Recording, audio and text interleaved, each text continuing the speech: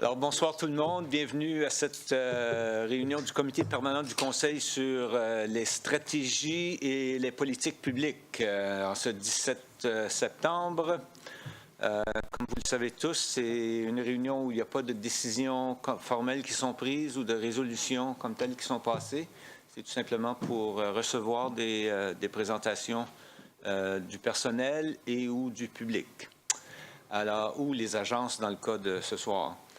Alors, sans plus tarder, Monsieur Luc Richard pour la présentation du plan stratégique à titre d'information pour une mise à jour annuelle pour notre plan stratégique de 2016 à 2020. C'est bien ça. Merci, M. le maire, membre du Conseil, chers collègues. Donc, l'objectif de ce soir, c'est plutôt de vous expliquer un peu où est-ce qu'on est rendu avec notre plan de 4 ans, également de vous faire part de certaines recommandations, certaines suggestions du personnel quant à la révision du plan ou certaines modifications au niveau des objectifs, donc quand même un niveau élevé, là, pas nécessairement dans les détails. Donc, c'est plutôt pour ça. Et il reste aussi de recevoir vos commentaires, vos suggestions. Donc, il n'y a pas, comme M. le maire l'a dit, il n'y a pas de décision ou adoption de rien ce soir. Donc, comme vous savez, ça fait déjà un bout de temps que la Ville s'est dotée de plans stratégiques. C'est notre 3e, je pense. Et dans ce cas ici, on est à peu près à la mi-chemin. Donc, vous faisons cette mise à jour, ce que vous pouvez réaliser, c'est qu'on a commencé avec beaucoup de contenu. On le savait, c'était un défi. Donc, on avait 5 axes, 17 stratégies et 47 objectifs qui étaient énormes. Où est-ce qu'on est rendu aujourd'hui? On a tout de même gardé les 5 axes. On est à 13 stratégies et environ 24 objectifs. Ça inclut les nouveaux qu'on vous propose ce soir. Donc, vous avez reçu 2 documents, la présentation comme telle et aussi un autre document qui était les grandes lignes du plan stratégique. Et avec ce document-là, vous avez pu voir, c'était plutôt un document d'information interne pour vous autres. C'était juste pour essayer de vous mettre un petit peu de concret par rapport à certains objectifs. Puis je prends un exemple. Si on parle de l'objectif de mise en œuvre du plan directeur des loisirs, mais pour ceux qui ne sont peut-être pas familiers avec le contenu de ce plan-là, vous pouvez peut-être vous demander qu'est-ce que ça veut exactement dire pour les prochaines années. Donc, ce qu'on a tenté de faire avec les champions et responsables de chacun des plans et des objectifs, c'est d'ajouter des projets concrets qui sont soit entamés, qui sont peut-être complétés ou qui sont en cours d'être apportés au Conseil, qui sont en lien avec ces plans-là pour essayer de vous donner une meilleure appréciation de qu'est-ce que ça veut dire. Donc, dans le cas du plan maître directeur des loisirs, vous pouvez voir, il y a, je pense, 4 projets qu'on a placés dessous, là, en genre de bullet. Donc, ça vous donne une idée. Puis, on a tenté de faire la même chose avec les autres objectifs. Donc, ça, c'est plutôt un document pour vous autres. Je vais mettre au clair que ça ne veut pas dire que ce que vous retrouvez dans ce document-là est fait ou qu'il y a des décisions de prise par rapport à tout ça. C'est juste que ce sont des dossiers que le personnel travaille et développe. Et lorsqu'il y a le moment est opportun de venir au Conseil pour soit une approbation de poursuivre ou des fonds et des choses comme ça, c'est à un moment que ça va se faire. Donc, je souhaite que ce document-là ait pu peut-être vous éclaircir un peu sur qu'est-ce que chacun des objectifs veut dire. Donc, si vous avez des questions, je serai prêt à les répondre également pour ça. Donc, ma présentation est assez courte. C'est plutôt vous donner un survol des objectifs nouveaux, ce qu'on a proposé qui soit ajouté au plan stratégique. Et ça vient de mes collègues, le personnel. Donc, ce sont des objectifs qui sont en lien avec soit des décisions antérieures que vous avez prises ou des décisions, des discussions que vous avez eues avec le personnel qui font en sorte qu'il y a certains de ces objectifs-là qui sont en lien avec semblerait des priorités de la municipalité. Ça va? Donc, comme vous voyez, on a déjà atteint plusieurs objectifs. On a réduit le nombre de stratégies, étant donné qu'on a atteint certaines choses. Une des nouvelles stratégies qu'on propose, ou un des objectifs qu'on propose d'ajouter, c'est justement sous l'axe de développement communautaire et ville en santé. On a une stratégie actuellement qui parle de développer un modèle d'une communauté en santé du mieux-être et toute la discussion et toutes les initiatives et les efforts que la municipalité il est impliqué avec depuis quelques années au niveau de l'immigration. Donc, c'est un sujet de l'heure, c'est une tendance, mais c'est aussi, ici pour rester, on pense important d'ajouter une stratégie qui va parler d'améliorer l'intégration des immigrants et des étudiants internationaux. On en a beaucoup parlé. On est en train de faire des démarches au niveau des étudiants qui sont, par exemple, pour nous, au Collège communautaire de New-Brunswick, mais on sait également qu'il y en a qui demeurent ici, qui vont à l'Université de Moncton ou à d'autres institutions postsecondaires. Donc, ça, c'est un objectif qu'on pense qui est approprié d'ajouter sous la sphère de la stratégie A-3. Je peux prendre des questions au fur et à mesure si vous voulez, ou attendre à la fin, c'est comme vous verrez. Je pense que c'est peut-être à mesure, ça nous permettra d'avancer puis de demander les questions appropriées. Fait que, si vous avez des questions sur ce sujet-là. Non, c'est clair. Merci. Continue. Donc, un autre objectif qu'on vous propose d'ajouter, c'est sous l'axe de développement économique et prospérité. Donc, on a une stratégie qui parle de poursuivre la densification du centre-ville et de développer une vie culturelle riche. Donc, comme objectif, on sait que déjà depuis un certain temps, on travaille sur la deuxième phase du plan maître du centre-ville. Donc, il n'y avait rien nécessairement en option stratégique qui parlait de ça. Donc, c'est directement en lien avec la densification. Donc, on pense que c'est important d'ajouter une stratégie qui serait poursuivre la mise en œuvre du plan du centre-ville. Donc, c'est aussi simple que ça. Alors, essentiellement, on parle de l'axe de l'îlot Gauvin, c'est ça? Exactement. Question? Aucune question? On continue? Donc, le prochain, c'est avec l'axe de développement économique et prospérité encore. Donc, on vous propose une nouvelle stratégie et en lien avec, encore une fois, le dossier d'immigration. Donc, on sait que l'immigration est liée très étroitement avec le développement économique et notre prospérité. Donc, on vous propose une stratégie qui va parler de collaborer à la mise en œuvre des plans d'action découlant de la stratégie d'immigration du Grand Moncton et également la stratégie de diversité culturelle de Dieppe. Donc, cette stratégie-là fait en sorte qu'on aura un objectif qui vise à augmenter le nombre de nouveaux arrivants qui s'installent à Dieppe. Donc, si vous remarquez, la plupart de nos objectifs, ils sont visés vers des objectifs, ce qu'on dit un peu SMART. Donc, il veut dire qu'ils sont spécifiques, mesurables, atteignables dans le temps, et ainsi de suite. Donc, c'est pour ça qu'on a misé un peu là-dessus. Question? Monsieur Thibodeau. Merci, M. le maire. En même temps qu'on tente d'augmenter le nombre de nouveaux arrivants qui s'installent à Dieppe, est-ce qu'on a des plans pour essayer de maintenir le même ratio anglophone-francophone? Ou est-ce que c'est... C'est une bonne question. Je ne pense pas que ça a été discuté à ce niveau-là spécifiquement, mais je sais que dans nos discussions, par exemple, avec les autres municipalités, lorsqu'on est autour de la table du PLI, du partenariat local en immigration, donc d'ailleurs, ils sont ici ce soir pour faire une présentation, il y a un comité spécifique qui parle de l'immigration francophone. Donc, nous, on siège sur ce comité-là et c'est, que ce soit avec le CAFI, avec les autres intervenants, on parle souvent de l'importance d'assurer un bon ratio au niveau de l'immigration parce qu'on sait que pour Dieppe, ça a un impact. Donc, on n'a pas parlé spécifiquement dans cette stratégie ici, mais je pense qu'il faut le tenir compte. D'accord, merci. Monsieur le conseiller Godet. Merci, Monsieur le maire. Cette stratégie-là, est-ce que c'est la stratégie de la coopération au niveau du développement économique? Parce que c'est eux qui ont assumé cette responsabilité avec l'engagement d'un employé.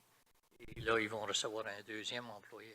Est-ce que c'est leur devoir totalement ou est-ce que les employés de la ville ou est-ce que l'administration de la ville est impliquée là-dedans d'une façon? Bien, l'expansion Dieppe, dans leur plan stratégique, à ce que je comprenne, ont un objectif ou des visées spécifiques sur l'immigration, peut-être plus portées au niveau du développement de l'emploi, mais ils ont quelque chose là. Ça ici, c'est une stratégie qui appartient quand même à la municipalité, mais que nous décidions d'utiliser d'autres intervenants ou d'autres partenaires pour la mise en œuvre de cette stratégie-là. On sait qu'il y a une collaboration étroite qui se fait. Donc, pas différent que peut-être d'autres stratégies qu'on a à l'intérieur de notre plan qui exigent qu'on collabore avec d'autres, que ce soit d'autres municipalités ou d'autres organismes à but non lucratif. C'est un peu dans le même sens ici. C'est certain qu'Expansion Dieppe a un rôle important à jouer avec ça. Donc, moi, je suggère qu'il y ait une modification du texte qui inclut Expansion Dieppe comme étant un des partenaires, si on cherche une collaboration de tous les partis. OK. Donc, on pourrait dire collaborer avec Expansion Dieppe, par exemple, à la mise en œuvre, quelque chose comme ça? Oui. OK. Oui, ça fait du sens. Je ne sais pas s'il y a des commentaires ou des observations de d'autres membres du Conseil par rapport à ça. Non, je pense que ça permettrait d'éclaircir, de préciser. Non, c'est bien. Excellent. Autre question? Merci. Madame Leboutillier. Merci, M. le maire. Lorsqu'on regarde les objectifs, augmenter le nombre d'emplois et d'investisseurs étrangers, est-ce qu'on va commencer à être un petit peu plus spécifique sur quels vont être nos objectifs, peut-être à atteindre dans 5 ans, mais les premières années, c'est quoi augmenter? C'est 1, c'est 20, c'est... Qu'est-ce qu'on va chercher? Parce que c'est dur à atteindre une cible si on n'a pas cet objectif-là. C'était juste une... Oui, vous faites référence au prochain objectif qu'on vous suggérait, qui était 3.2, donc augmenter le nombre d'emplois et d'investisseurs étrangers. Le développement de cet objectif-là n'est pas encore fait. C'est quand même un objectif très large, donc il faut développer les plans d'action pour chacun des objectifs. C'est ça la prochaine étape de notre approche, c'est qu'on a des objectifs qu'on se fixe, puis après ça, on développe des plans d'action qui vont être plus pointus sur, par exemple, année 1, année 2, des choses comme ça, et comment on va atteindre ces objectifs-là. Donc, si le souhait du Conseil, c'est de peut-être préciser certaines terminologies, on pourrait sûrement le faire, mais en ce moment ici, on ne l'a pas là. On pensait plus que c'était dans les plans d'action.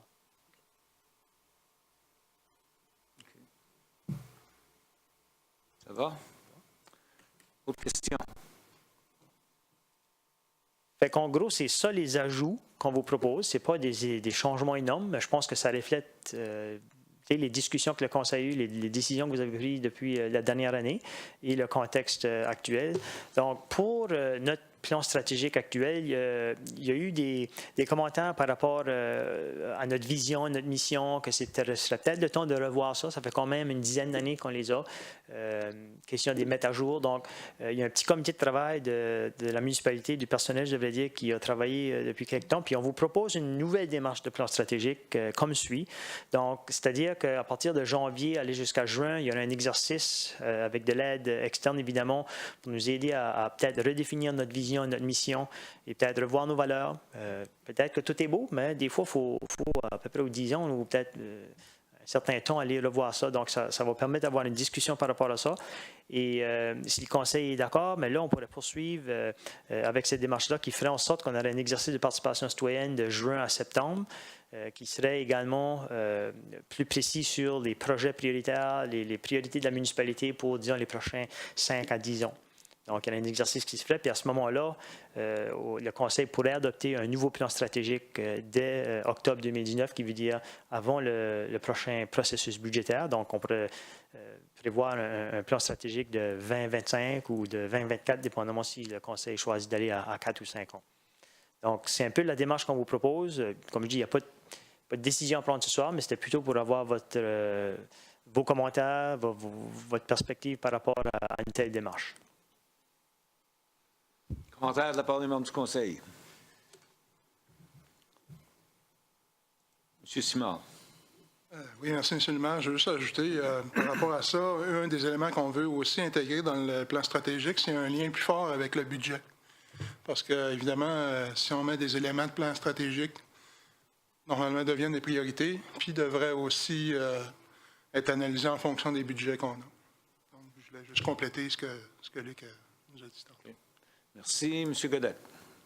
Merci, Monsieur le maire. Je suis d'accord avec le processus que vous proposez, surtout en ce qui concerne l'addition de nos effectifs qui s'en vient dans les prochains 2-3 ans. Je pense que ça va être extrêmement important qu'on commence à considérer l'inclusion de ces effectifs-là dans le plan stratégique parce que ça nous donnera beaucoup plus d'opportunités ayant des capacités augmentantes au niveau de ce qu'on a comme édifice, comme structure, etc., etc. Donc, moi, je suis d'accord, M. le maire. Merci. Autre commentaire? Non? Alors... Donc, comme prochaine étape, nous, l'administration, va prendre note de ces commentaires-là, puis j'ose croire qu'on va vous revenir possiblement pour peut-être une adoption formelle là, pour assurer qu'on fait ça de l'avant. Merci de votre attention. Merci bien.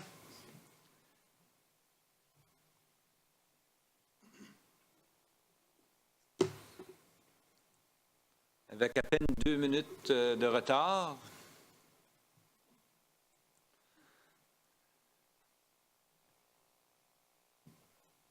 On va inviter nos partenaires du Théâtre Capitole à venir faire leur présentation.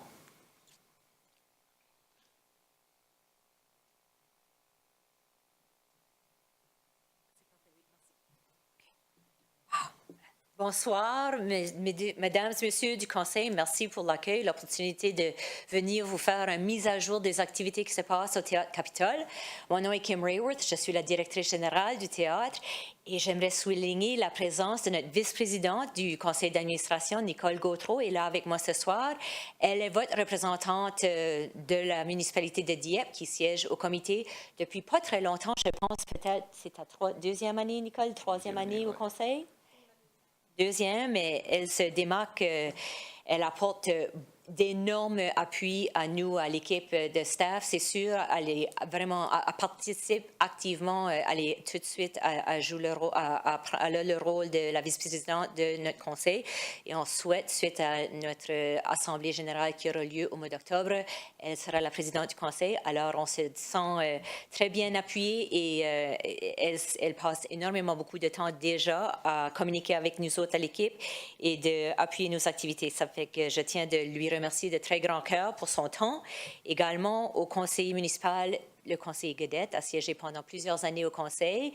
Encore, il se trouvait un membre très dévoué du conseil. On a beaucoup apprécié son appui. Et maintenant, avec le conseiller Brideau, ça se passe très bien aussi. Ça fait que je suis très contente d'être là avec vous ce soir. Je ne suis pas là pour faire une demande de financement. On a compris que vous avez changé un peu le processus, mais je tenais absolument de venir vous remercier, de vous dire jusqu'à quel point on apprécie le support financier que vous nous offrez. Ça fait 25 ans quand même. On est tellement contents et excités. On vient juste de partir de notre 25e année de programmation au Théâtre Capitole. C'est très bien parti. Là, Kim, tu dis juste ça pour me faire vieillir. Là. Et là, Ouais. t'es parti de la gang originale. J'étais là, hein? c'est ça. Ben, tu te souviens très bien. Puis, tu sais, moi, je vous félicite. Puis, c'est tellement remarquable quand même qu'après 25 ans que les 3 municipalités continuent d'appuyer la programmation du Théâtre Capitole. Je ne suis pas là ce soir pour vous demander plus d'argent, mais je suis là pour aussi démontrer qu'on se fie beaucoup à ces sommes d'argent, puis que quand même, ça représente pour nous la capacité d'offrir à la communauté des spectacles, des arts de la scène, que vraiment la communauté n'aurait pas la chance de voir autrement, et que ça nous permet, là, on est en train de négocier des contrats d'artistes là, dans 2 ans puis 3 ans. Ça fait que pour nous autres, le travail se fait à long terme. On sait que le financement n'est pas garanti pour plus qu'une année à la fois. On sait que vous avez plusieurs pressions sur vos budgets, mais je tenais beaucoup de venir vous remercier, de vous laisser savoir qu'est-ce qu'on fait avec ces argents-là, puis pourquoi c'est important, puis quel impact on pense qu'on a sur la communauté, puis la communauté, la région, en fait. Ça fait que c'est ça, il y a plusieurs gens qui me demandent, tu sais, les chiffres au-dessus du marquis au théâtre, c'est quoi 25? Ça fait pas juste 25 ans que vous êtes là, mais vous savez bien que le building, ça fait depuis 1926 qu'elle est là, puis elle a eu plusieurs différents pas formats, là, mais elle a connu différentes utilisations. Puis là, on fait la 25e année de programmation, où est-ce que le théâtre, maintenant, retapé comme qu'elle a été faite en 93, est vraiment la plus belle salle, à mon opinion, dans la région, où est-ce que, tu sais, on a les équipements à la fine pointe, où est-ce qu'on a la possibilité d'accueillir des artistes renommés qui sont tournés à travers le pays. Ça fait que c'est ça, la 25e est lancée. On a eu 2 salles combles avec Louis-José Houd, les humoristes francophones québécois, fait fureur chez nous. On aura encore d'autres avec Mariana Mozza après Noël. Mais là aussi, il y aura le festival de humour Hubcap, que Marshall Button continue de siéger, travaille avec Robert Galland pour ça. Jean-Pierre Ferland sera là. Les hôtesses d'hilaire vont monter leur Rock Opera. Il sera en première à Montréal le 1er novembre, mais il sera chez nous le 3 novembre. Les ventes se passent très bien aussi. Caroline Savoie sera sur nos planches pour son premier Capitole. Vraiment, c'est long overdue. On a hâte de la recevoir. Noël avec les Muses seront là avec leur 17e édition de Noël avec les Muses. C'est le show vraiment qui nous fait tout brailler parce que les gens ont assez hâte d'acheter le billet. Il faut qu'ils soient là le samedi soir en GG. Ça fait que ça nous torture, mais on apprécie tellement encore que leur public est très fort et ils répondent à l'appel tout de suite quand les billets se mettent en vente. Aussi 2 spectacles avec Grégory Charles. Mais Je vais faire un petit, je vais vous montrer une vidéo d'une minute, mais juste pour vous rappeler de notre vision et mandat. Nous autres, on a monté l'exercice de faire un plan stratégique au mois d'octobre, mais on se veut un leader régional dans le développement et la présentation des arts de la scène. Comme j'ai mentionné, un lieu rassembleur où ce que les gens ont vraiment l'opportunité de vivre des moments excitants, épanouissants. On cherche aussi à travailler avec d'autres organismes culturels, des institutions éducatives, des gouvernements et des entreprises, tout en préservant ce bâtiment patrimonial-là que les gens tiennent beaucoup à cœur. Alors, sur ça, je vais passer, on va se croiser les doigts, que ça va marcher. Puis là...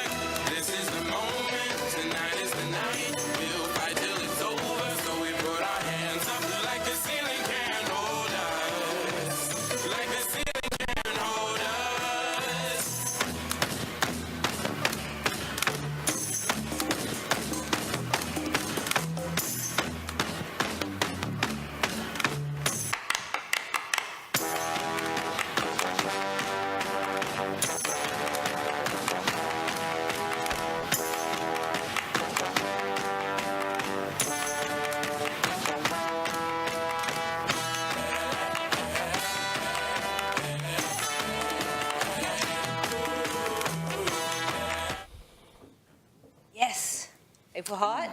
Je suis toutes les wow. On est bien excités de la programmation. Comme vous voyez, il y a de tout. Il y a de toutes les disciplines, théâtre, musique, jeune public, you name it.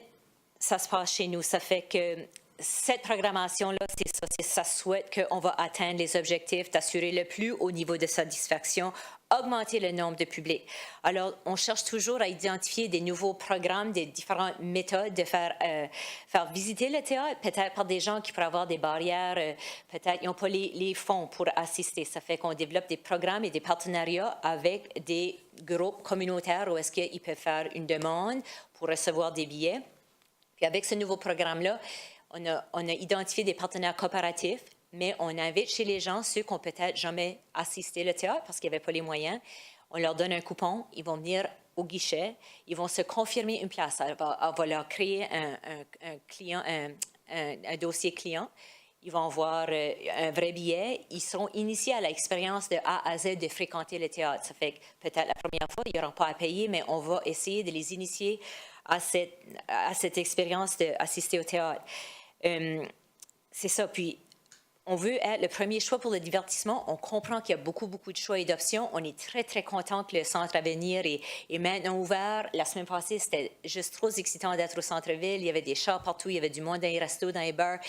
La ville buzz, puis tu le sens, puis on est content d'être juste droit au milieu de ça, puis on sait que ça va développer et peut-être débloquer pour certains gens d'assister au spectacle, de se prendre un parking, de sortir, mais on sait que ça va créer un appétit pour vouloir en sortir plus. Nous autres, nos ventes sont très bonnes à l'avance. Les billets sont en vente depuis le mois de juin pour nos membres, mais on voit des très bonnes avant-vente de billets. Ça fait qu'on est content de tout ce développement-là et de toute la programmation qui est offerte au centre-ville. Aussi, on veut, comme vous l'avez mentionné dans votre planification aussi, mais de contribuer à la qualité de vie, le mieux-être, la vitalité de notre région. Alors, c'est ça. Puis aussi, on cherche, lorsqu'on peut, de contribuer à d'autres organismes à but non lucratif. Puis c'est là où est-ce qu'on va offrir des billets pour nos loges, par exemple, que les billets ne sont pas vendus dans les loges d'opéra. Mais c'est une manière pour nous d'offrir un appui à d'autres organismes, des OSBL, des écoles de la région qui font des levées de fonds, puis ils vont encanter ces billets-là. Puis aussi, quand c'est possible, on va aussi appuyer d'autres activités qui peuvent se tenir chez nous par des groupes communautaires en peut-être réduisant la location, si on peut se le permettre, en appuyant ces gens, ces groupes. Oh. Ça fait, pour nous autres, l'année 2017-2018, ça a été une très belle année. Ça a été l'année où est-ce qu'on a vendu le plus de billets. On a vendu 61 000 $. Ça a excédé les ventes de l'année d'avant de 50 400 billets. C'est toujours un peu difficile. C'est pas comme... On ne vend pas des canettes de Coke ici. Là, ça fait que c'est... On a des objectifs de vente, c'est sûr. On veut que les salles soient comptes, puis on veut que tous les dates du calendrier soient occupées. On aimerait d'avoir un spectacle à tous les soirs, pas toujours réaliste non plus, avec les artistes qui sont en tournée, puis les budgets qu'on a pour les offrir non plus. Mais on cherche à améliorer tous les services qu'il peut y avoir autour pour notre clientèle. Ça fait que c'est vraiment important pour nous autres que les gens aient une bonne expérience, qu'ils se sentent qu'ils ont eu une expérience qui était de bonne valeur. Les services de bar, les nouveaux foyers, tous ces moyens-là qu'on a pour améliorer ou agrandir l'expérience du public. Nos bénévoles, ils comptent encore, ils sont très nombreux. On a 225 bénévoles qui font partie de l'équipe, qui sont là pour accueillir les gens. On entend ça à tous les jours, le bel accueil au Théâtre Capitole. C'est vraiment quelque chose qui nous démarque des autres centres, des autres venues, des autres lieux de spectacle. Il y a quand même un accueil, puis on est content que les gens soient là, puis on veille qu'il y ait une belle expérience. Ça fait que c'est ça, l'année dernière, il y a eu plus que 200 jours qui ont été en utilisation au théâtre. On a 17 employés maintenant à temps plein. On a ajouté un poste l'année dernière, exactement ça, au service à la clientèle, en gestionnement des bénévoles et au gérant de salle. C'est elle qui s'occupe aussi des gérants de salle. On a accueilli 6 expos d'artistes professionnels visuels dans la galerie d'art, qui est beaucoup mieux accommode beaucoup mieux les expos maintenant. Et aussi, il y a eu les camps d'été cette année. Pour la deuxième année, il y a eu 3 semaines de camps où est-ce qu'on a vu plein de la région qu'on passait là durant l'été et on continue d'offrir les cours de l'Académie de théâtre du Capitole. Continue d'offrir des cours à l'année longue. Alors, c'est ça, j'ai assez parlé jusqu'à date, là, mais on cherche vraiment à développer le public, d'aller chercher d'autres gens qui ne sont jamais venus. Puis avec nos productions des comédies musicales, on réalise beaucoup de succès avec ça. L'année dernière, il y a 8000 personnes qui ont vu Mary Poppins. C'était énorme sur 10 spectacles. Cette année, on vient juste annoncer que notre comédie musicale qu'on va monter en partenariat avec Tuta Musica sera Beauty and the Beast. Alors, il y a eu des réactions importante dans les médias sociaux quand on a annoncé le titre. On est en période d'audition tout de suite. Marshall, en effet, aujourd'hui est à Toronto. Il est en train de voir, j'oublie le nom, mais c'est un nom. Ils ont 9 minutes chaque pour faire leurs auditions devant Marshall aujourd'hui et demain. Et le maestro Delgado est là avec lui aussi. Ça fait qu'ils vont faire des bons choix. Et les billets seront en vente plus tard cet automne, au mois de novembre sûrement. Mais c'est vraiment pour nous autres, à la place d'aller acheter un show comme ça en grande tournée de Toronto, New York, ça serait vraiment très, très cher. Mais c'est aussi, c'est assez à risque qu'on présente ces comédies musicales-là. C'est vraiment on hold. Ça a été on hold de notre mandat. Là, dans la 4e année, elle s'est faufilée dans le mandat et le conseil d'administration et l'équipe appuient cette nouvelle programmation. Mais on est vraiment, vraiment très content du résultat, puis l'effet économique que ça peut avoir pour non seulement les comédiens qui jouent et les entreprises, mais pour toute la communauté, on sait que c'est quand même important. On a encore notre programme de membres, et on est dans notre 3e année de programme de membres, et maintenant, à partir d'aujourd'hui, il y a 638 foyers qui sont membres de notre club d'adhésion. Alors, pour un frais minime, les foyers reçoivent le premier accès pour acheter les billets, rabais à notre programmation, une consommation gratuite si tu achètes le bon membership. L'autre n'est pas bon. Achetez-le pas, il n'y a pas de consommation avec lui. Puis aussi des invitations à des événements spéciaux. Alors, ce programme-là de membres, c'est qu'on veut que les gens encore se sentent qu'il y a une bonne valeur quand ils fréquentent le Théâtre Capitole, mais aussi pour fidéliser les gens et pour faire en sorte qu'ils assistent plus souvent. Et on est en train de voir ça absolument. Ça fait qu'on continue de faire notre travail suite à des sondages après spectacle. On a une infolettre, on est très présent dans les médias sociaux. Il y a aussi d'autres nouveautés. On a une programmation maintenant à tous les vendredis soirs des soirées jazz dans la salle Empress en haut. On cherche à faire sûr que cette salle-là aussi est beaucoup occupée. On a une programmation pour les jeunes, une soirée dansante avec la caravane soirée qui est là un samedi par mois. Alors, on cherche aussi un autre concept qu'on a lancé l'année dernière, puis on la reprend cette année, c'est le vous décidez du prix. Alors, cette année, il y a 4 spectacles qu'on présente où est-ce que les gens, encore, ils confirment un billet, ils vont assister au spectacle, mais ils ne paient pas un cachet pour le billet au moment de la réservation. Ça sera juste suite au spectacle que les gens sont invités à payer pour eux qu'est-ce qui valait l'expérience. Puis l'année dernière, on a présenté un groupe a cappella de Ontario que les gens connaissaient peu dans cette région. Et l'autre, c'était une pièce de théâtre, One-Man Show, qui avait passé plusieurs années en prison. Un sujet assez difficile pour aborder. Puis on a vu des centaines et des centaines de personnes assister aux 2 spectacles et on a excédé toutes nos projections financières pour qu'est-ce qu'elle aurait apporté ces shows-là. Puis il y avait du monde dans la salle, ils sont passés une enveloppe, puis à la fin du spectacle, ils mettent le don, ils contribuent pour eux, c'est qu'a valu l'expérience. Puis on a reçu des notes qui m'ont littéralement fait pleurer parce qu'il y avait des gens qui nous remerciaient parce qu'autrement, ils n'auraient jamais pu assister au show. Puis ils nous ont promis que lorsqu'ils auraient un emploi, ils reviendraient, ils paieraient le billet. So, c'était vraiment une belle initiative. C'était aussi une opportunité de voir des salles presque combles pour de la programmation qui était importante et très bonne, mais peut-être plus difficile d'accès. Alors, cette année, on aura 4 spectacles de ce genre.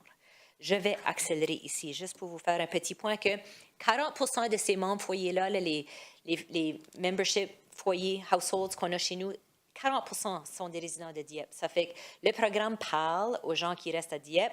30% de tous les billets vendus sont achetés par des résidents de Dieppe. Les gens de notre communauté, de notre ville, je suis fière de ma ville, je reste sur la rue Yvonne maintenant. Les gens de la ville de Dieppe fréquentent le Théâtre Capitole en grand nombre. 29% de nos bénévoles, ce sont de mes voisins de la ville de Dieppe. Madame Nicole sera notre présidente de conseil d'administration. On est membre aussi des associations qui travaillent fort pour faire la promotion des arts de la culture. Je passe vite parce que c'est pas vraiment je suis là, pas là pour demander notre subvention d'argent, mais juste pour vous faire un aperçu que cette année, notre budget va caper le 2 millions. Il n'y a vraiment pas longtemps qu'on était plus autour du 1,3. Alors, on a vu une belle croissance dans les dernières 3 ou 4 années, puis c'est vraiment dû en grande partie à la comédie musicale, sans qu'on demande une augmentation de fonds publics du tout. Je ne suis pas là pour vous demander une augmentation. Ça fait 5 ans en ligne que notre demande est à 83 000 $. Ça fait que la contribution de la Ville de Dieppe cette année passerait de 4,7 % de notre budget d'opération à 3,8 % parce qu'on a su diversifier nos sources de revenus. On est moins dépendant des fonds publics grâce aux ventes de billets qui se font majoritairement lors de la comédie musicale. Et cette année, ça, c'est le budget du côté des dépenses, où est-ce qu'on voit que la plus grande partie de l'enveloppe s'est faite pour les présentations du Capitole, les cachets d'artistes. Et je suis là aussi, on n'a pas encore eu notre AGA qui aura lieu au mois d'octobre, mais je peux vous dire que ça a l'air qu'on aurait eu une légère perte d'opération de 36 000 $ l'année dernière. Mais quand on prend en considération sur un budget l'année dernière de 1,8 million, ça se trouve une légère différence en dedans de 2 % que je pense que notre comptable et nos vérificateurs, je ne suis pas sur une fesse en cours comme ma grand-mère dirait, je pense pas que je suis sûre, mais je suis là pour vous dire qu'on a quand même vu une légère déficit l'année dernière du côté des opérations. Mais sur ça, merci, je Mme prendrai Rayworth. des questions s'il y en aurait. Question de la part des membres du Conseil. Monsieur Godette. Merci, Monsieur le maire. Je ne sais pas si c'est une coïncidence ou un problème de chiffre, mais le total des revenus, le total des dépenses sont les mêmes Oui. sur 2 différentes années. Là. Non, c'était la même année, en fait. Ça fait une fiche, une slide, c'était le budget OK, non, c'est prévu. juste un dit. Oh, excuse-moi, j'ai pas changé la date en haut du slide. Ouais. Je suis OK. très Je désolée. voulais juste te mentionner ça. Excusez-moi. Deuxième point, c'est une question. Pourrais-tu expliquer un peu au Conseil toute la question de l'Académie? Parce que l'Académie, c'est quelque chose qui a vraiment s'est bâti depuis 2-3 ans d'une façon extraordinaire. Exactement. Qu'est-ce que ça apporte aux communautés? C'est ça. Ça apporte plusieurs interactions avec la communauté de plusieurs côtés. Absolument dans les districts scolaires, il y a des activités après-scolaires qui se font dans les écoles pour un frais. Mais l'Académie de théâtre du Capitole se veut, il offre des cours à l'année longue pour les élèves majoritairement. Là, s'il y a 300 élèves qui passent à l'Académie de théâtre dans une année, majoritairement, là, ça sera des jeunes qui sont en première année jusqu'à la 12e année. Il y a quelques classes pour adultes, mais quand même, la majorité de la formation se fait pour les jeunes. Puis c'est vraiment l'occasion où est-ce que le théâtre peut se retrouver partenaire avec plusieurs organismes qui travaillent du théâtre, qui font des interventions dans les écoles. On les voit, ils font des spectacles en plein air, ils vont monter des pièces de théâtre, ils se font recruter pour faire des collaborations avec plein d'autres gens. Mais j'aimerais vraiment ça, peut-être je pourrais vous faire un suivi. On a un rapport annuel des activités de l'Académie. Elle se trouve très longue. Il y a eu des impacts. Je sais qu'ils ont eu interaction là, avec à peu près 10 000 gens l'année passée, qu'on soit assistés à des spectacles qui ont été montés par les jeunes qui sont en formation ou des spectacles plein air. Ils vont faire des animations de plusieurs activités en ville, mais c'est quand même c'est une activité très importante. Puis c'est l'occasion où nous autres, on peut avoir des interactions avec d'autres groupes dans la communauté. Parce que c'est toujours mon souhait de voir un tel programme au niveau de Dieppe, au niveau de notre salle pour former de culture, d'art et culture. Si jamais qu'on est, puis on travaille là-dessus, d'avoir un troupe de théâtre qui pourrait devenir graduellement des ateliers de formation, ça pourrait être en partenariat avec l'Académie de Moncton. Absolument, Pour on parler avec Luc. donner des cours, puis assister nos gens locaux ici à Dieppe pour créer des troupes. Donc, c'est important. Ben, c'est ça. Puis on voit ça avec les jeunes. Ils sont beaucoup intéressés à suivre les cours de comédies musicales. Ils aimeraient de se retrouver sur nos planches pendant les productions. Puis tu sais, c'est avec Suzanne Bourque, c'est elle qui a fait la chorégraphie pour les 3 premiers, je souhaite pour la 4e aussi production. Puis elle va apporter de ses enseignants, il y a de ses danseurs qui se retrouvent chez nous. L'Académie de ballet classique et danse moderne se retrouve chez nous plusieurs fois pendant l'année, soit avec la Casse-Noisette à Noël, mais aussi leur spectacle fin d'année. Puis, je veux dire, ils sont impliqués avec ce cours-là qui offre le théâtre, l'Académie, mais il pourrait avoir des opportunités là, de partenariat, peut-être faire des cours satellites ici, si que les résidents de Dieppe pourraient trouver ça intéressant, à la place de se rendre au centre-ville pour prendre des cours, ça pourrait être prenant. Merci, M. le maire. Merci, Monsieur le conseiller Alain. Au niveau, bonjour, merci, Monsieur le maire, Madame Landry, Rayworth. Au niveau de l'occupation, c'est quoi ça, l'occupation des dépenses du 112? Qu'est-ce que ça veut dire, occupation? J'ai une liste plus longue, là, en cas où ça demandait plus de détails. Les budgets, je l'avais. De occupation, ça pourrait avoir, des revenus. Oui, juste là. Ça va faire tous les frais de chauffage, propane. D'accord. C'est IT. au niveau des opérations. Au niveau de opération. Ouais. D'accord. Dans la même, mon collègue Godette souligne quelque chose qui est vraiment important. Puis le Centre des arts, pour moi, c'est quelque chose d'important pour nous autres. Puis à chaque fois que le 83 000 $, Mme Nicole, vient sur la tablette, je me dis, est-ce que c'est elephant in the room, c'est pourquoi, à cause qu'on le donne au Capitol, puis pas qu'on le donne au Centre des arts. Puis l'important, je crois, de Capitol, et je crois qu'on le voit aujourd'hui, ça fait 25 ans, mais c'est quelque chose quand même, on a un actif dans notre centre-ville, qu'on essaie de créer un buzz nous autres aussi. Je crois qu'on a une belle petite équipe, C'était quand même un actif qui n'était pas utilisé à son plein potentiel. Là, tout de suite, au fur et à mesure des années, ça commence à atteindre. Y a-t-il des... À vous l'interaction avec le Centre des arts, tout de suite, notre actif. Y a-t-il quelque chose, comme M. Godette, notre collègue, est-ce qu'il y a des partenariats qui peuvent se faire? Et deux choses au niveau de radar, qu'elle a une plus de vocation communautaire. Il y a beaucoup de salles en ville. Question, pour toi, y a-t-il trop de salles en ville? Quand je vois le centre à venir, que non seulement il y a 17 000, il y a 8 000 sièges, il y a une salle juste à côté de 500 sièges, qui va quand même changer un peu la dynamique de notre région. Donc, c'est toutes des choses de même, mais quand même, à la fin, on a un actif ici de Dieppe. Comment est-ce qu'on peut l'améliorer, puis comment est-ce qu'on peut avoir un partenariat peut-être plus approfondi avec le Théâtre Capitole? Puis, M. Godette je suis entièrement d'accord avec. Il y a des jeunes de Dieppe qui sont vraiment courts, puis ils veulent faire le théâtre ici, puis il y a des manières qu'on peut trouver des opportunités. Donc. Il y en a absolument qui sont déjà des élèves, des étudiants à notre académie. Mais pour vous revenir pour le partenariat qui se fait avec le Centre des arts ici, absolument, il y a une collaboration qui se fait avec notre directrice de programmation, Yolène Robichaud, qui est en communication chaque semaine avec Luc, Jean, puis on va se permettre si Luc a un intérêt pour certains artistes qui ont tourné, qui est là, comme vous dites, normalement avec Radar, là, je pense que c'est de là où est-ce que proviennent la plupart de ces bookings. On va se permettre, ça serait un spectacle parfait pour ta salle, pareil comme qu'on fait avec le Centre des arts à Riverview, qu'on va céder qu'un présente ou que l'autre présente. Nous autres, on va peut-être dire, regarde, nous autres, on a déjà eu beaucoup de classiques cette année. Ces jeunesses musicales, ça se prendrait très bien dans votre salle, offrez-le.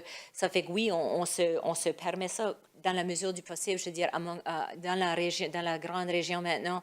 Il se trouve qu'à tous les soirs, tu pourrais faire 8 choses. Ça fait que c'est pas toujours réaliste qu'on va dire, ben moi, j'ai ça dans mon calendrier.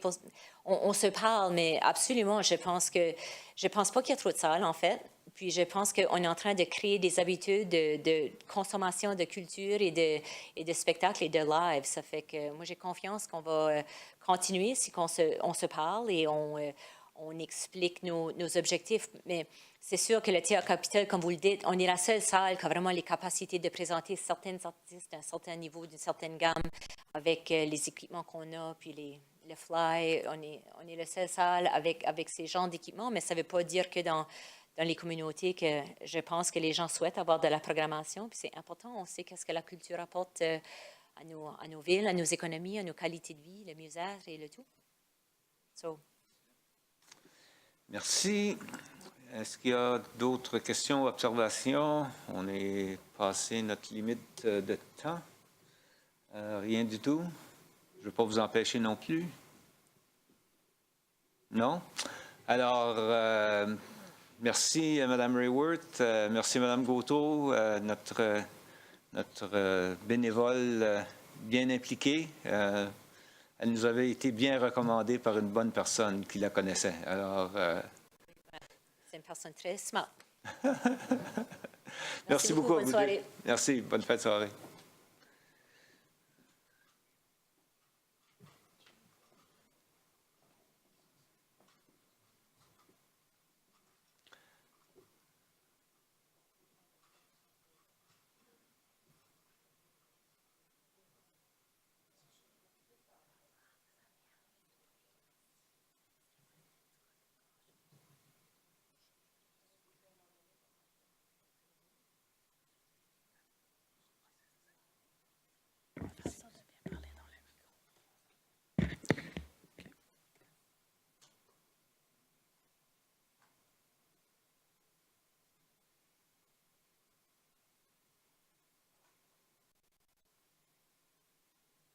Alors, bonsoir. Notre intervenant, c'est M. Mohamed Yassad, c'est bien ça? Oui. Alors, bienvenue à cette réunion. On vous remercie de venir nous présenter puis nous parler un peu du PLI, entre autres choses. Et vous avez la parole. Merci, Monsieur le maire, Mesdames, Messieurs conseillères et conseillers du Conseil municipal de Dieppe. Ça me fait plaisir d'être parmi vous aujourd'hui. J'en profite à vous remercier pour tous les efforts que vous faites pour notre communauté. Je suis un fier résident de la ville de Dieppe déjà depuis plusieurs années. Fait que, merci beaucoup pour tout ce que vous faites pour notre communauté. Fait que, comme Monsieur le maire a mentionné, je suis le coordonnateur du partenariat local en matière d'immigration.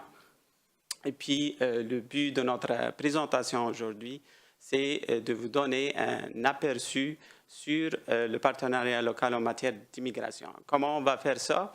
On va faire ça par focus sur 3 points importants. Premièrement, un rétrospectif ou l'histoire qui vient derrière la création du PLI. Et puis, deuxièmement, mission et la structure du PLI. Puis, on va finir notre présentation par les projets qu'on travaille là-dessus.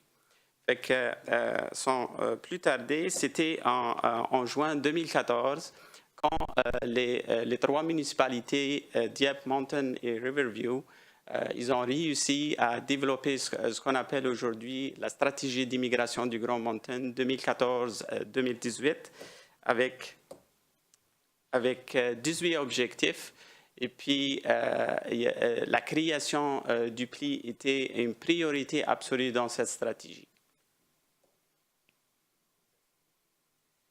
Le partenariat local d'immigration du Grand Moncton est une initiative de développement communautaire qui vise à adopter un plan stratégique propre à la région du Grand Moncton pour l'immigration locale.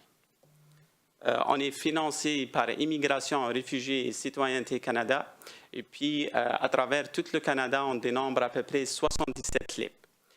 Ici au Nouveau-Brunswick, il existe 3 LIP, un à Fredericton, un autre à Saint-Jean et puis celui du Grand Moncton.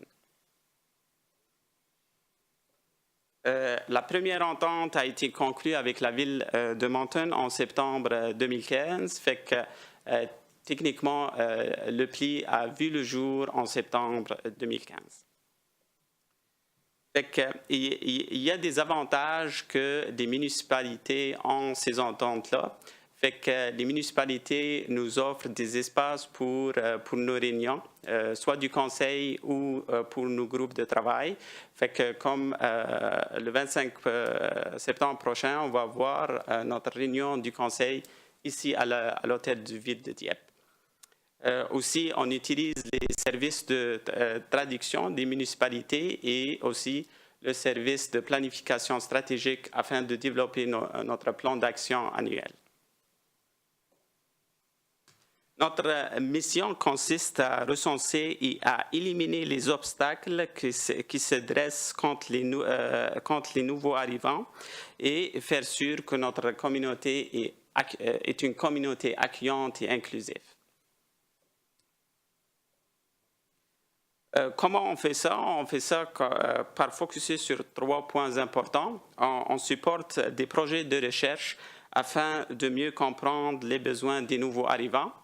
Aussi, par l'amélioration et la coordination des services d'établissement et d'intégration.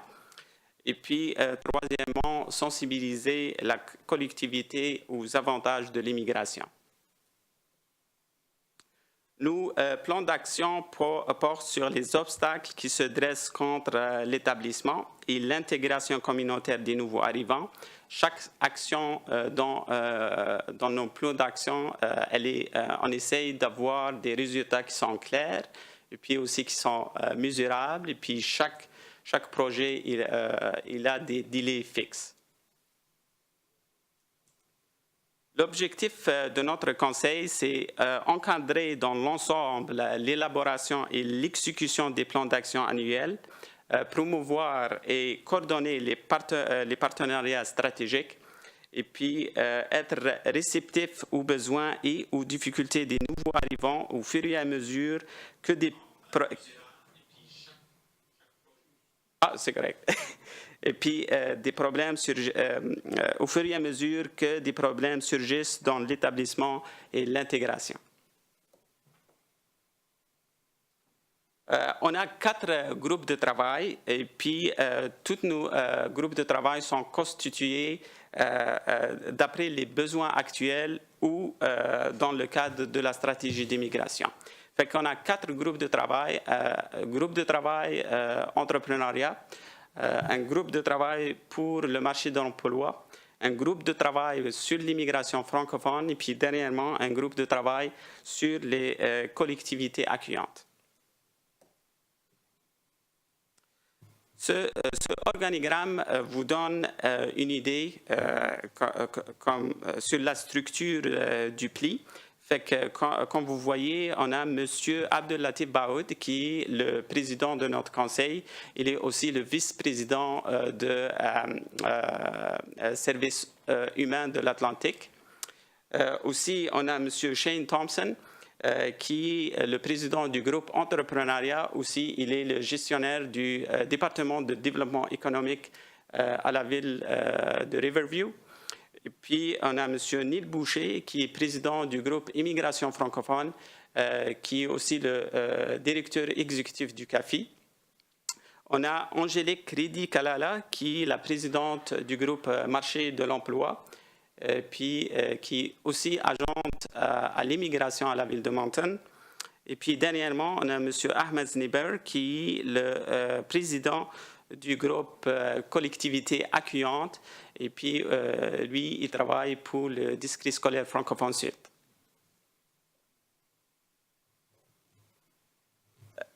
Le conseil et les groupes de travail se réunissent 6 fois par année. Lorsqu'on dit 6 fois par année, c'est une réunion chaque 2 mois, à l'exception du groupe entrepreneuriat qui ont décidé de se réunir 1 fois par mois.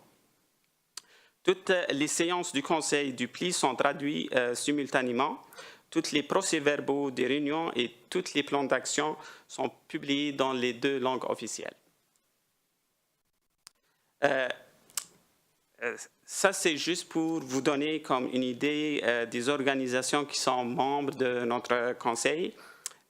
Comme vous le voyez, la ville de Dieppe, elle est bien ici. Puis, je tiens à souligner l'effort de M. Luc Richard, qui est vraiment comme impliqué avec nous autres. Et puis, il siège, M. Luc Richard, il siège sur le conseil du pli.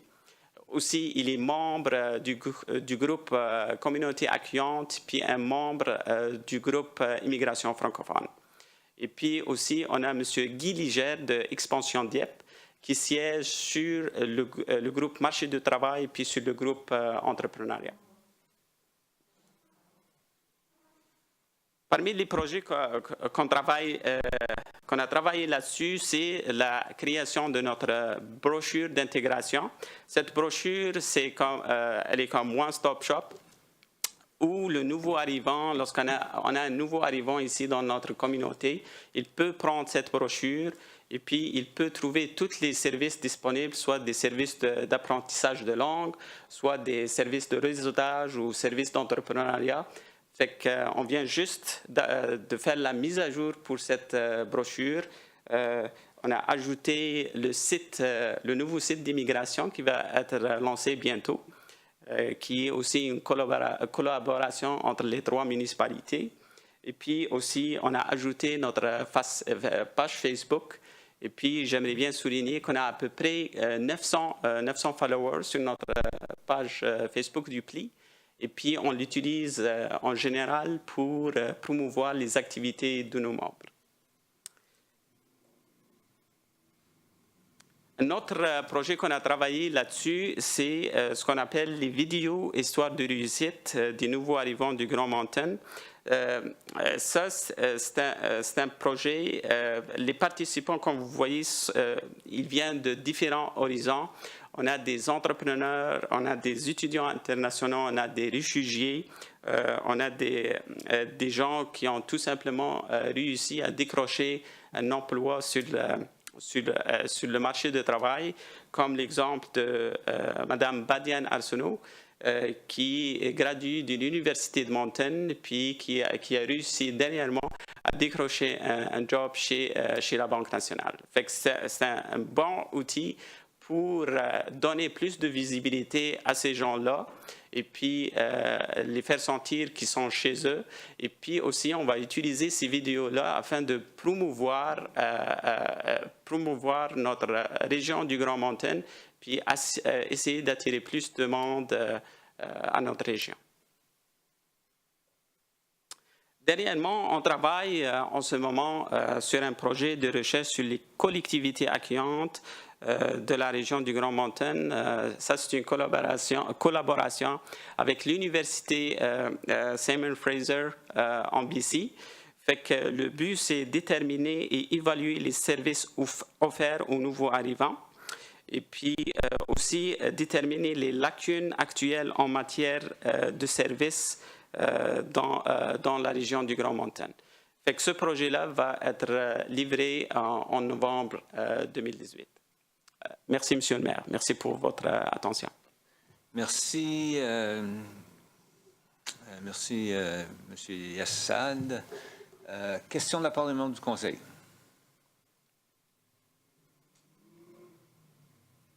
Oh, Madame Arsenault. Merci beaucoup. Oui. Merci, Monsieur le maire. Je trouve que vous êtes très bien organisé. Vous avez vraiment un excellent début, puis je vous félicite.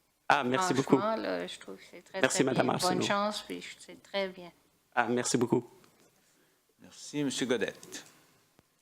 Merci, Monsieur le maire. Ma question est autour de la coordination qui doit exister entre tous les organismes, qui inclut le CAFI, inclut l'expansion d'IEP, inclut Magma, tous ces organismes-là. Est-ce qu'ils font partie de votre organisme, dans le sens qu'ils ne sont peut-être pas autour de la table du conseil d'administration, mais est-ce qu'ils font partie des sous-comités ou des regroupements de comités pour les différents dossiers?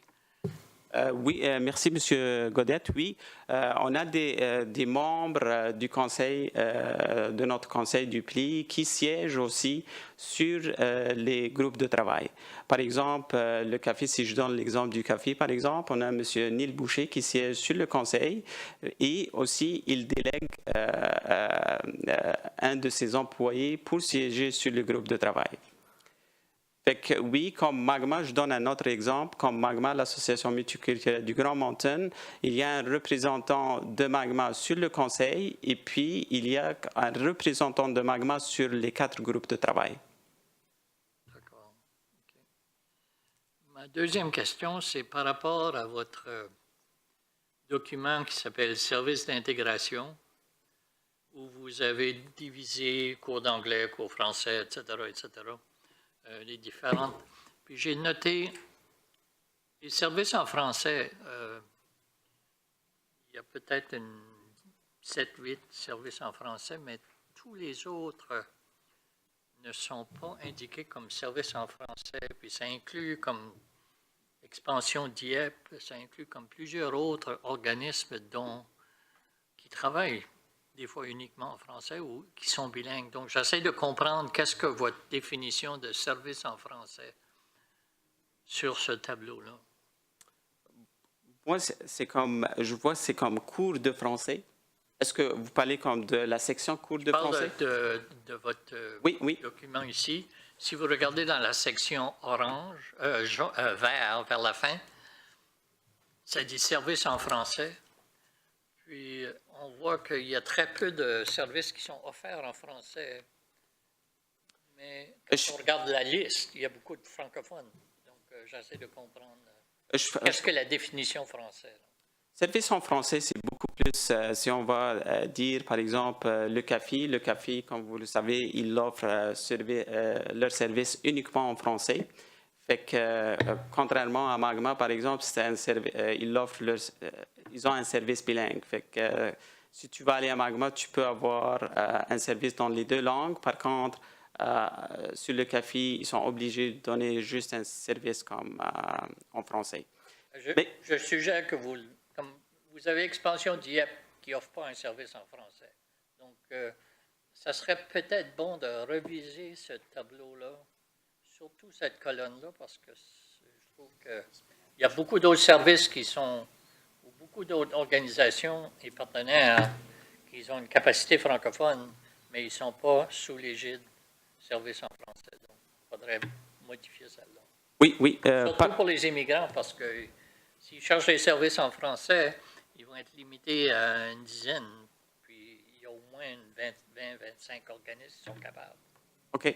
Parfait. Merci, M. Godette. Je vous promets qu'on va comme réviser ça et puis prendre vos notes en considération. Merci beaucoup. C'est tout. Alors, moi aussi, je vous remercie pour votre présentation. Puis, il n'y a aucun doute que le PLI va prendre beaucoup plus de place graduellement dans notre communauté et dans le Sud-Est en général avec l'augmentation des interactions au niveau de l'immigration et de l'accueil des immigrants. Comme je le dis souvent, l'immigration commence par une job. C'est important qu'on trouve des emplois pour nos immigrants.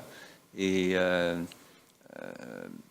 puis comme ça a déjà été soulevé aussi, il y a toujours le facteur aussi de s'assurer pour la ville de Dieppe que l'on maintienne quand même un équilibre entre les proportions linguistiques que nous avons déjà au niveau de la municipalité. On croit dans notre ville francophone qui offre les services dans les 2 langues officielles du pays. Et la meilleure méthode, la meilleure façon, généralement, c'est de s'assurer qu'on a un bon service en français et qu'on maintienne cet équilibre-là. Alors, encore une fois, merci de votre excellente présentation, puis au plaisir de vous revoir dans ce grand cheminement d'augmenter et d'améliorer l'intégration des immigrants dans notre belle ville, mais aussi dans tout le reste de notre belle région du sud-est du Nouveau-Brunswick. Merci, Monsieur le maire. Merci beaucoup. Alors, ceci termine excusez-moi, j'ai éteint mon microphone par erreur. Ceci complète la réunion du comité permanent et de politique publique et nous vous remercions de votre attention. Et pour les membres du conseil municipal, les réunions vont continuer. À huis clos. Merci. Au revoir.